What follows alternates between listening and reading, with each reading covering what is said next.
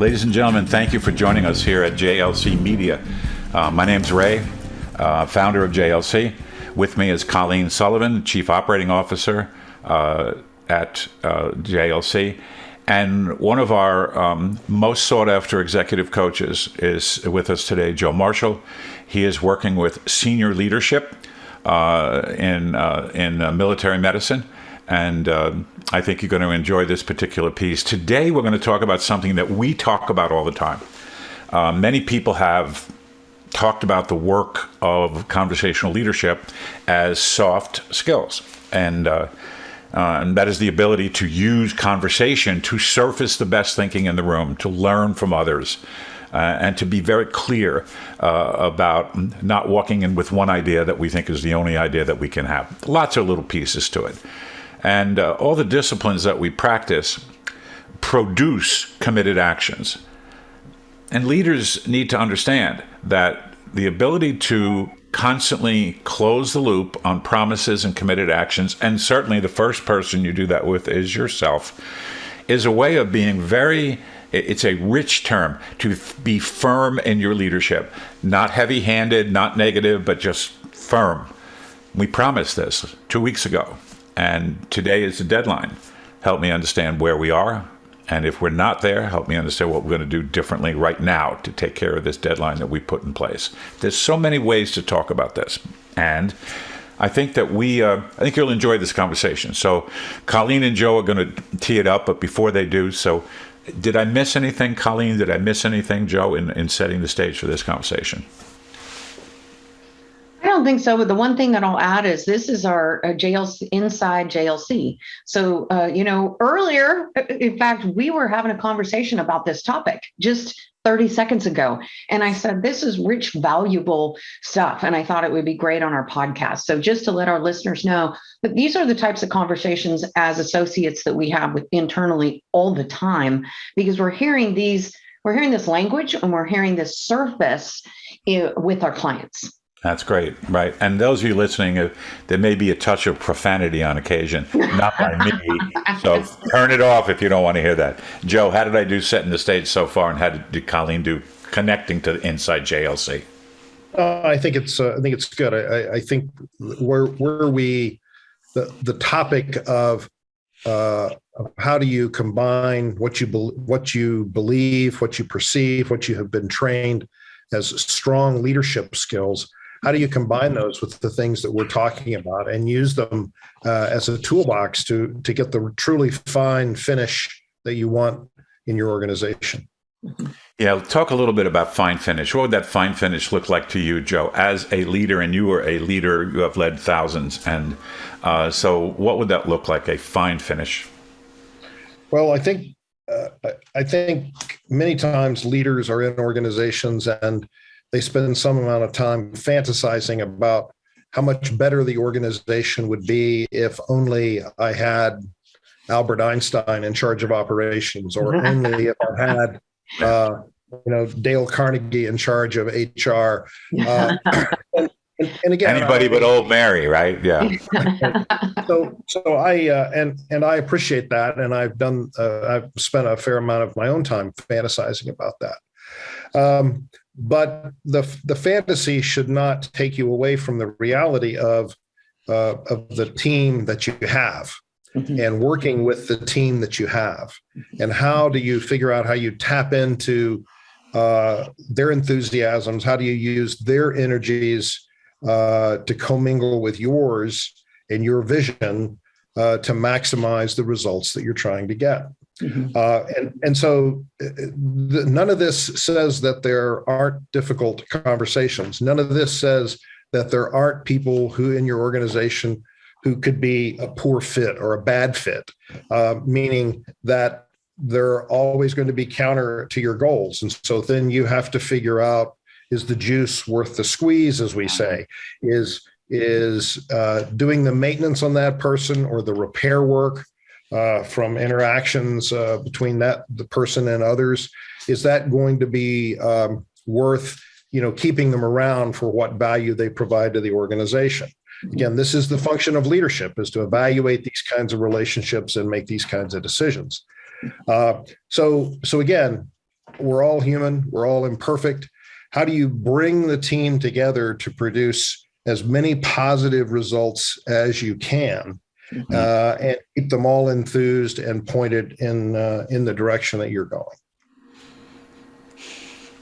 I'm constantly amazed at leaders who take a group and achieve something the group couldn't achieve before you showed up, Joe, or Colleen showed up.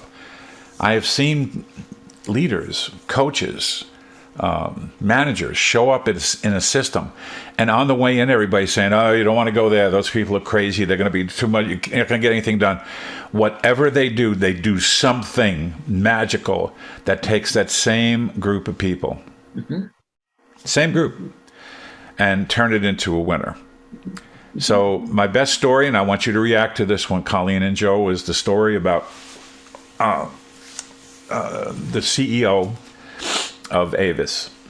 He took the job, and when he took the job, Avis, the car rental place, was way, way, way down there in ranking.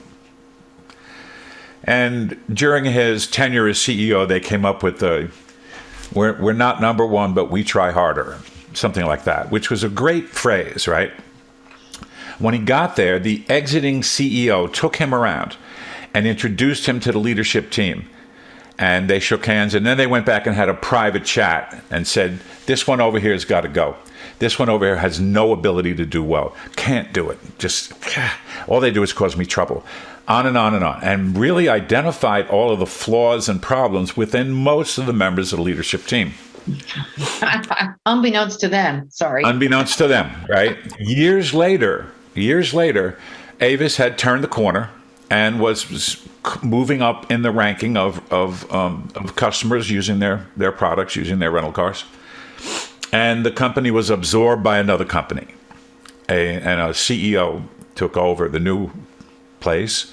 And this gentleman that was CEO is now leaving and does the same thing, wanders around, introduces them to the people. And the entering CEO says to the leaving CEO, "What a leadership team.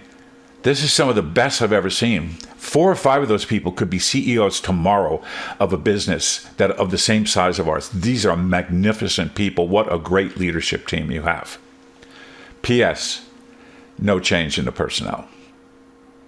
For me, it was one of the most impactful stories, because I was still in leadership at that time, formal leadership, thinking, these people, some of these people on my leadership team, I could just get, I didn't realize that what I did and the way I did it in terms of keeping the most important thing in front of us changed stuff. And this gentleman, I mean, isn't that a great story? Colleen, tell me about that. You've heard that before, I think. Yeah, no, I have. And I think it's a great example of how our own personal mental models, right, create a culture, right? Our language creates a culture. And so what that gentleman did was he was transferring his mental model of these individuals onto this other person, right? And he didn't see the same thing.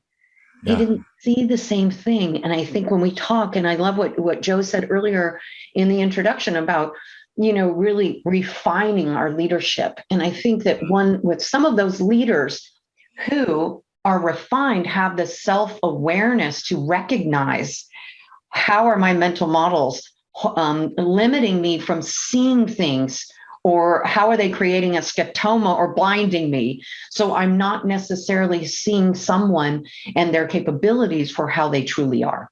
That's beautiful. Thank you. Joe, what are you thinking?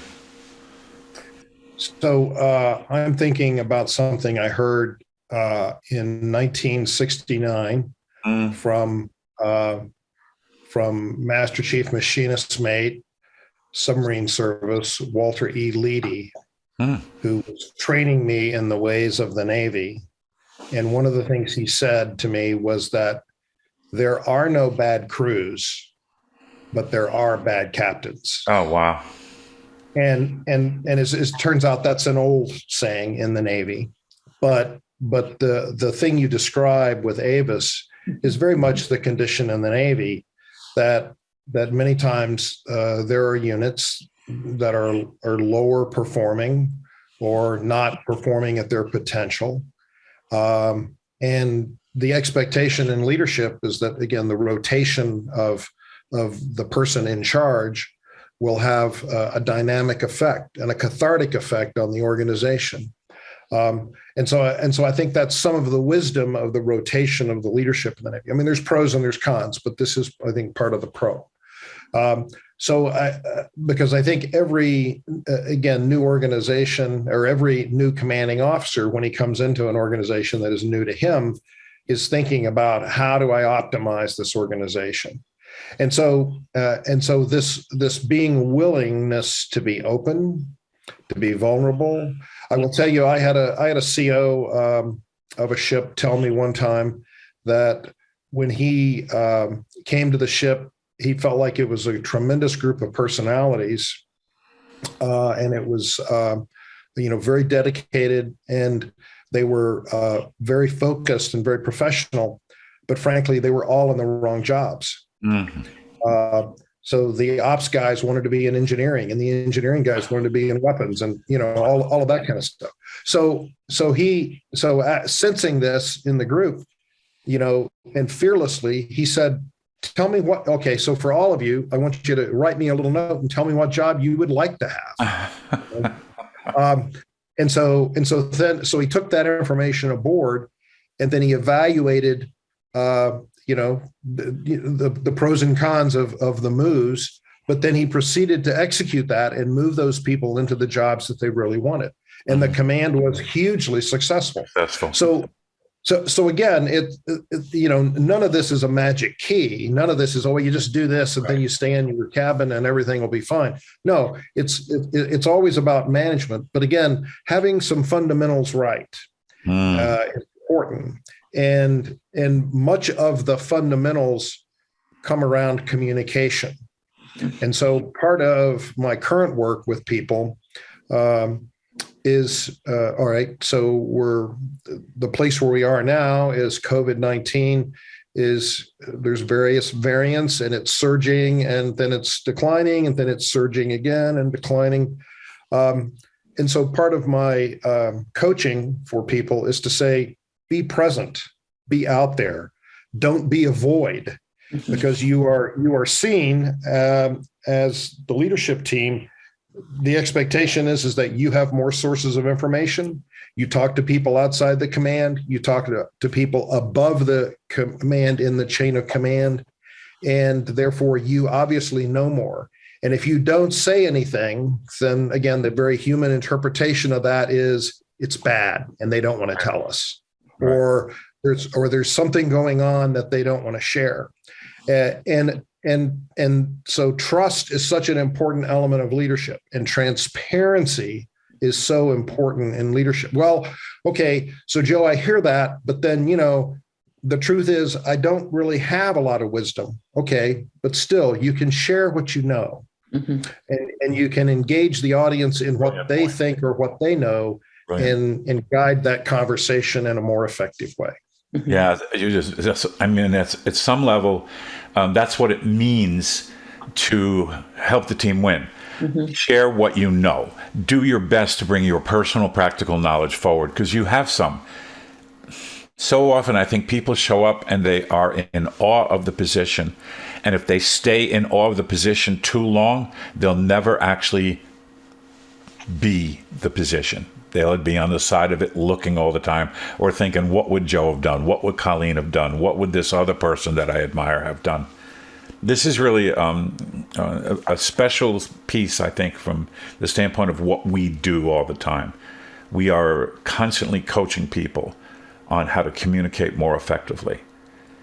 And this is where the soft skill changes to the hard skill, and I want you both to play with this.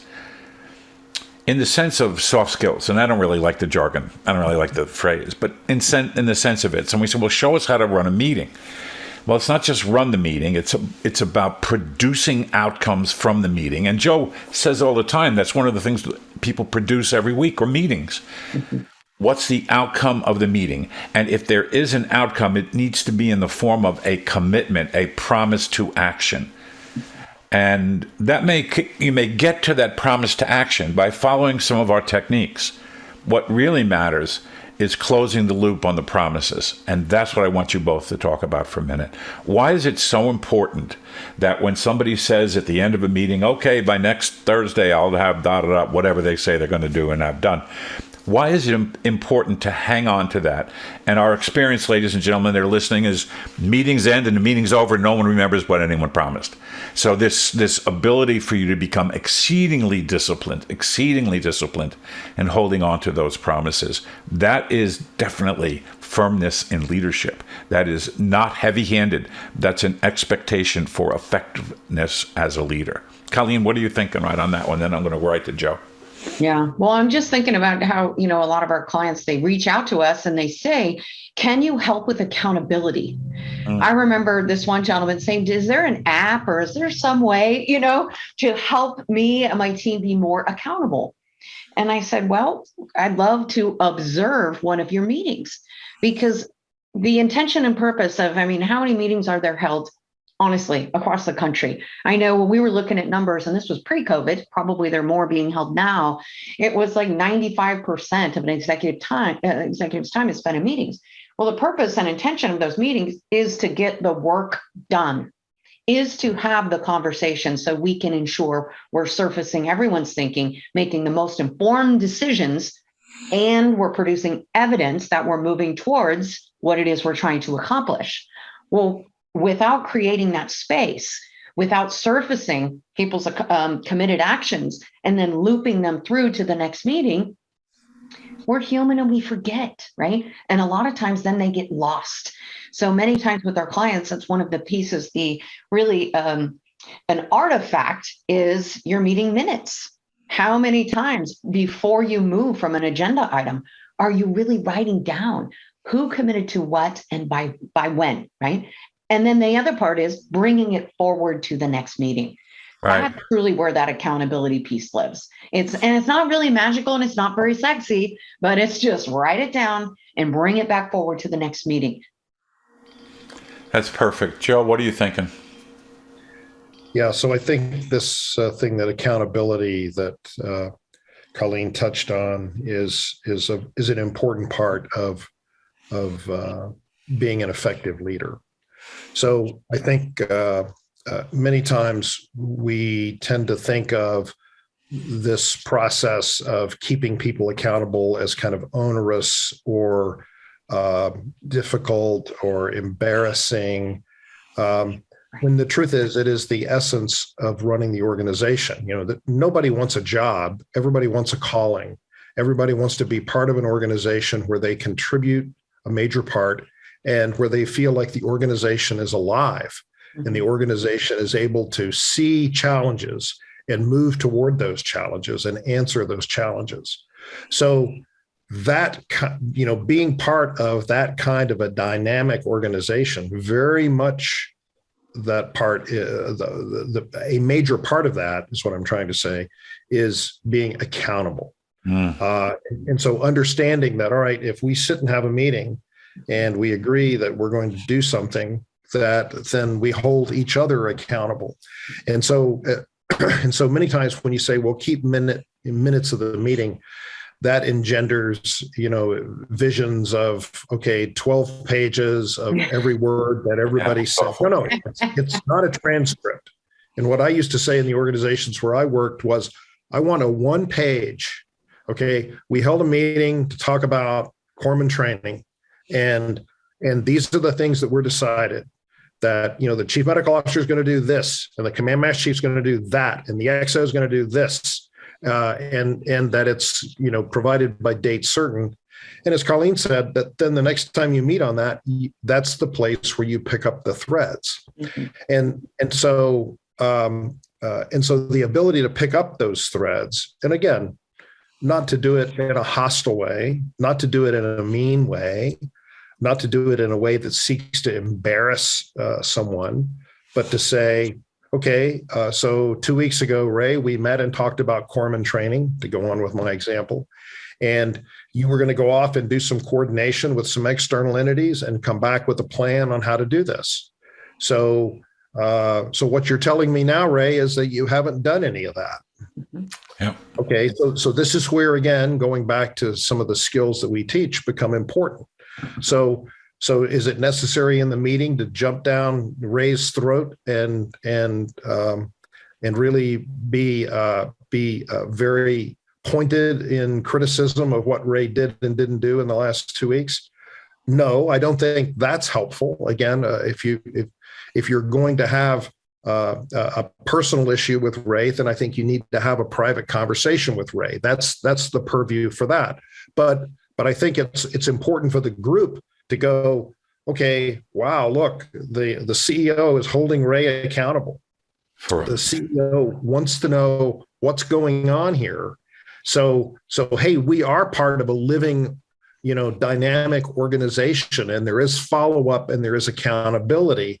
And oh, look, Ray is saying that because of, the snowstorms and COVID and other things that he wasn't able to get to it. So now look at the boss saying, okay, I understand those things, but these are still the first steps that we must achieve. And so are there resources that you need, or is there something that I can do to help you? Right. No. Okay. Then I'm expecting by this time next week, you will be in this place. So again, I think many people do this in some way, but many times it's clunkier.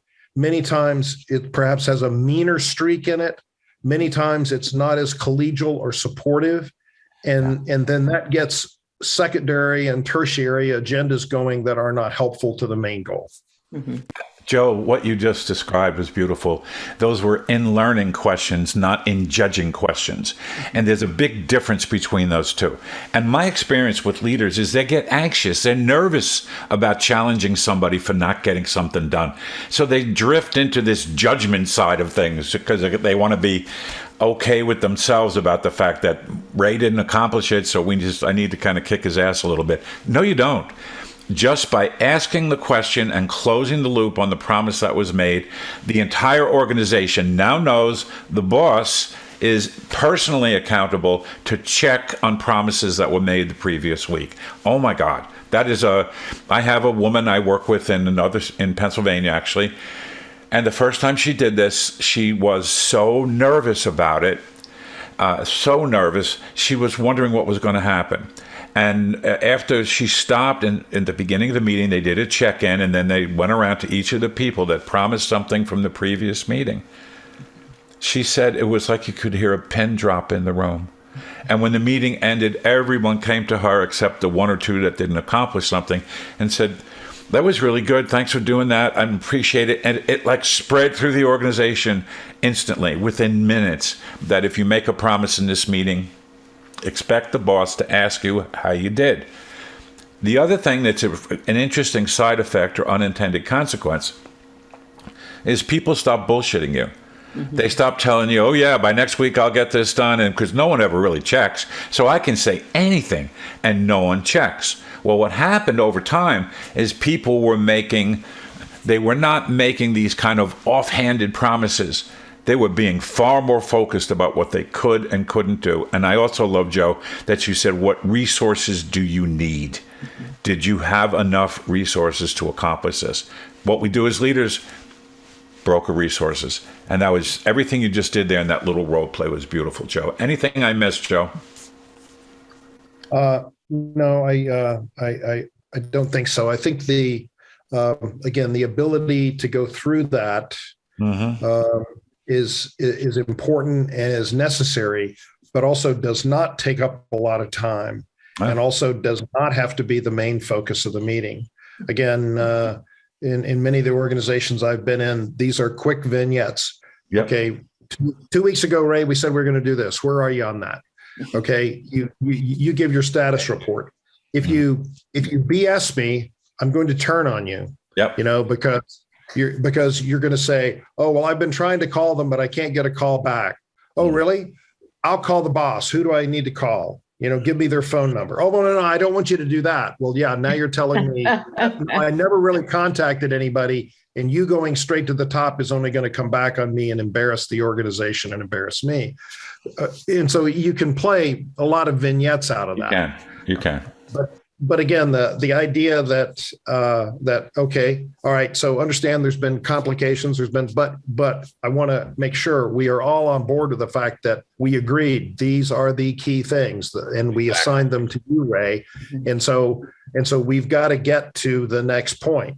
So then if it comes around, to the next meeting or the next week, and there's still no progress on that, then it's a little different conversation. Sure. Then it's like, okay, we're not moving forward on this, and I'm disappointed in that. Mm-hmm. Yeah. And then, as I just did, you let the silence help you. Okay, you let that sink in around the room. I'm disappointed because this is a key task. This is a key area. We haven't been able to move forward. I'm pretty disappointed that we haven't done anything on this now in the last 3 weeks, 4 weeks, however long it's been. So, look down, look at your papers, look at your watch, drum your fingers on the table, whatever your personal thing is to indicate that, okay, you're turning this over in your mind because you're thinking about, okay, is this beyond the organization somehow? And you're giving the opportunity for that individual who owns that action item to step up and say, okay, yeah, I haven't been able to get it done so far, but here's what I'm going to do. Here's my game plan. This is what I'm doing. Yeah. And again, this goes back to that living, breathing, dynamic organization that people want to be a part of. Mm-hmm. So, sometimes I made promises I couldn't fulfill because I didn't know how. And I think if you hold people to this, if you hold yourself accountable and responsible to close the loop constantly, you will find out where somebody needs development. Otherwise, we'll never know. And you also made another point that we in our company, if you're listening, guys, this for us is a big deal. Try is a form of commitment, but it is the lowest. Try is a form of commitment, but it is the lowest. I'm going to try and get that done this week, Joe. Now, that's bullshit. And the good leaders, they have a very good crap detector, and they'll say, thank you for the try part, but we're not going to try and walk through the door, so tell me what you're going to do to accomplish the expectation that was in space. This is really just powerful stuff. So, guys, you were great. Joe? If I can add one other thing, Simon Sure. Sinek has a little talk about this that is very interesting, and he did some work with SEAL Team 6, who of course gets a lot of impossible missions that they perform well, and he was interested in, well, how do you get a team of the best of the best? And so I thought this was very interesting. He said, essentially what the SEALs told him is that for the individuals in the whole SEAL organization, again, SEAL Team 6 is just part of that whole organization. So how do you get the best of the best in the SEAL Team 6? What they do is they essentially draw a graph, and the graph is the X and Y axis is performance and trust. Okay.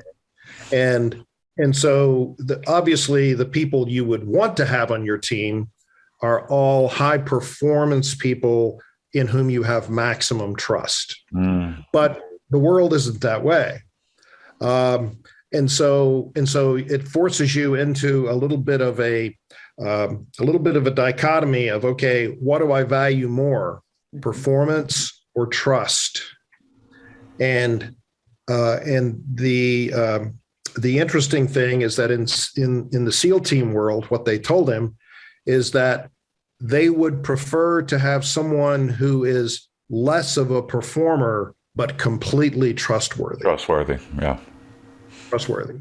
So, and trustworthy defined as, I can trust you with my wife. I can trust you with my kids. I can trust you, to take care of my affairs if something were to happen to me. But of course, the interesting thing is that in government, and I think in most of business, we spend a lot of time measuring performance and no time measuring trust. Right. And we have so again, this comes back to the leader's ability to make these kind of assessments of how trustworthy are you. And I think when people understand how important trust is in being a part of the organization, they then realize that, okay, me getting the job done over the next 2 weeks, that's because the organization, not just the CEO or the commanding officer, whoever, is trusting me to get that done. And that's a sacred thing, and I do not want to violate that trust. I love it. Joe, I just love it. This is beyond this particular podcast. We need to talk about trust and trustworthiness again. It is a key component for success. So whenever I say, and I do say this a lot, what's my major job? Help the team win. How do I help the SEAL team win? I need to perform well, but I also need to make sure they know how trustworthy I am, and I got their back, and I got all of their back should something unfortunate and sad happen, the worst possible thing. Joe, that was a great reminder of the distinction between performance and trust. Because I got a high performer, but I can't trust you. I'm not sure I want you. I'm not sure I want you. That's a powerful, powerful piece. Colleen, what had this all land on you? We're about to check out here so we can send Joe back to work. Sure. Yeah. I think what resonated with me most is really the impact on the team. We talked a lot about leaders, and I think that Joe gave some great examples and talk tracks and scenarios of, what does accountability look like in a meeting? Yeah. The other piece that I think you brought up, Ray, was think about the other people in your team that are sitting there watching this, and they're noticing and they're going, wow, Joe follows up on what he says. Joe ensures that everyone is performing, and those committed actions are surfaced every time like clockwork. So he is ensuring that everyone is bringing their best forward every day. Yeah. And boy, as a board member, as a member of that team, I am grateful, because I'm sitting over there going, well, Ray hasn't been pulling his weight and I'm busting my ass over here. So I think that some of these things, just think about it from the different perspectives, whether it's the leader perspective, but also from the perspective of a team member, because I've been sitting in many of those meetings, and to your point, Ray, you had a great example of someone who embraced these theories, methods, and tools. And boy, they said, the team member has come out and said, I couldn't be more grateful that the leader is stepping up and using these to ensure everyone is focused and completing their committed actions. So it has a huge impact on not only the leader, but the team dynamic and the team's ability to really collaborate effectively and get it done. Something happens to the team dynamic when the leader models trustworthiness, and also, but at the end of the meeting, when somebody writes down, here are the promises, that is powerful behavior. And it doesn't have to be the boss. It could be the boss's secretary or executive assistant. It could be anybody that writes them down. The point is, next time we meet, after we check in, item number one, after we check in and check on safety of everybody, item number one, how did we do with our committed actions? How did we do with our promises? That's beautiful, Colleen. Joe, final thoughts for the audience. Yeah, so I think sometimes when we talk about this stuff, if you're on the downside of the curve, or your organization doesn't practice any of these things, you're a little overwhelmed about where to start. Yeah. And I think it's always good. What I coach people on is pick something that you like, that resonates with you, and start. Again, if your resolution was to get fit, you wouldn't go to the gym and attempt to pick up a 500-pound weight and then declare failure and never go to the gym again. Again, so pick up 2 5-pound weights and do some things with those. And then next time, maybe you can try a little more or something a little different. And so sometimes we talk about these things in a very idealized state or a very perfect way. Again, management is about doing the best you can with the tools you have today. And so I think that's the message, is if you see that you're not using some of these tools, then pick something, get started, think about it, come back to it, practice more, practice deeper, and don't give up. I think the not giving up that you just said, Joe, is so important because what defines me in terms of my practice as a leader? Failures. Had lots of them, right? If I just accepted the failures as failures at face value and moved on to another failure, I would continue to fail more and more effectively unless I accepted it as the normal part of leading and developing myself so that I can learn from things that I stumbled over or didn't accomplish. It is a way forward. That's a simple one thing you could practice. Remember, the next time that something doesn't go the way you expected, you can step back and criticize it or yourself, or you can say, what did I learn? It changes everything when failure presents an opportunity for you to learn as a leader. Final thoughts, Colleen? Yeah, no, I really like that. Just pick one thing and start. And if you're not quite sure which thing, there's plenty of podcasts that we've done previously where we talk about some of these theories, methods, and tools that both Ray and Joe have mentioned. So I encourage you to go to our website and pick a podcast just to listen in. Also, there's lots of information and that you can find so you can make a choice. Which thing would you like to implement first? And then I encourage you to continue, give that one a go, and then encourage you to continue to add to your toolbox just to really ensure you are doing a couple things we talked about, creating that environment of trust. And the second big piece that I really resonated with me is always create space for the conversation. Yeah. And I'm out. And my thank you both. Great checkouts. Those of you that are listening, we have lots of techniques, right? I can send you a book filled with techniques. It's the application of the technique using your own personal practical knowledge about how to effectively lead. That's what matters most. There's books and books. I mean, my God, a whole office full of books with techniques on them. It's the application, the personal practical knowledge that we develop with the people that we coach and work with so that they understand the application of a technique and where it's applied is far more important than understanding the technique. Otherwise, if you got a hammer, everything looks like a nail. So, ladies and gentlemen, I'm so glad you were with us today. Thank you for sharing this, your time with us. Your greatest asset of this century, I think, is your time. We also offer a discovery conversation. If you'd like to talk with Joe or Colleen or me, we offer an absolutely free, on us, discovery conversation. So if you have some things you're thinking about in leadership that you'd like to learn more about, now that you've heard us talk about this is an inside talk, an insider talk.